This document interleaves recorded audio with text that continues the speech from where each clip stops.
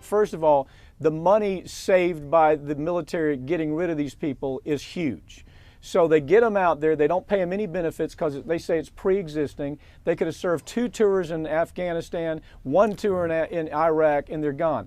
Part of the problem here that I'm seeing more attention to is the way that a lot of these soldiers were recruited. There was a time in the military where they simply couldn't recruit enough people. There was an unpopular war.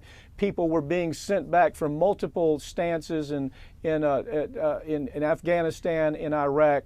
And so they were going after virtually anybody they could recruit by giving some of these soldiers something called a moral waiver.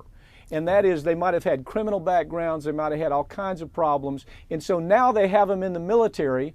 The numbers of military rapes have increased. You have extremism of every kind, white supremacist groups rising up in the military. You have some disorder, I guess is the best way to put it, with these recruits. Isn't this another way? Just now, you've used them up, you've sent them to Afghanistan, Iraq, now let's get rid of them.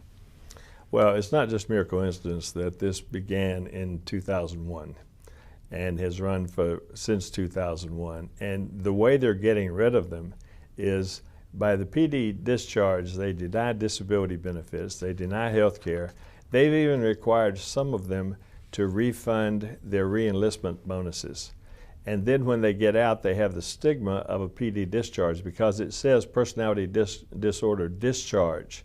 And this interferes with them trying to find civilian employment.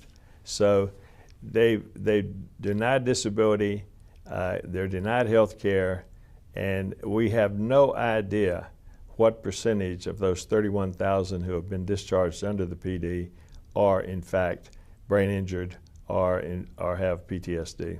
Howard, one thing we do know is after the media and congressional attention was paid to this, and they saw that this looked like a scam, there was publicity, the numbers went from almost 4,000 of dismissals, discharges from PD to about 1,000. What do you think of that? I mean, isn't that one of the signs that what we're talking about is absolutely clear, this is a scam? Well, it is. And what happened was in 2008, Senator Obama and Senator Biden requested the GAO study. The GAO studied 371 cases, and they concluded that there were hundreds or even thousands of illegal DODs admitted that the DOD even admitted that some of those people may have PTSD or TBI.